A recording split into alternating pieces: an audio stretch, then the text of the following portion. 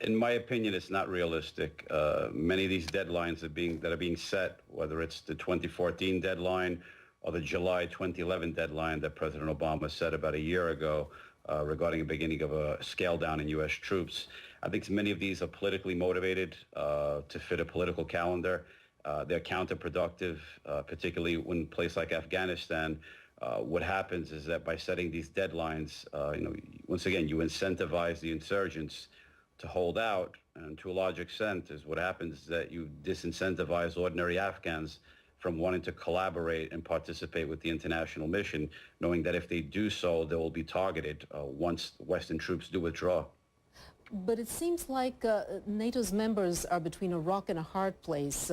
I was reading about cuts in defense that they're facing, waning public support. I just wanted to remind the viewers what we're talking about. The U.S. recently announcing that it's making cuts of about $100 billion to defense spending over the past 5 years. Britain saying it's cutting 8% of its defense budget over 4 years. Germany, 6% cut over 4 years.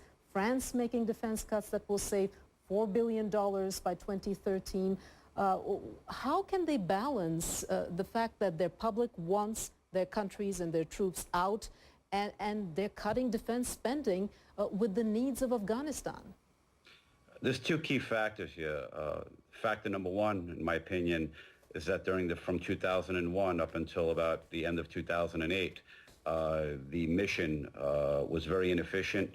There was a lot of neglect, and now all those 7, 8 years of poor, inefficient performance is now starting to it's like basically it's coming back to haunt the mission.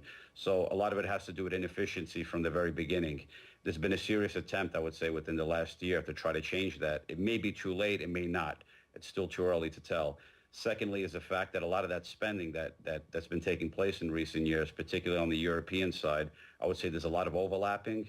There's a lot of waste. It's a process that needs to be streamlined. So when you talk about drawing back and cutting down these budgets, the reason why is you have to make them more efficient. You have to prevent overlapping. You have to make it more transparent, the process of procurement.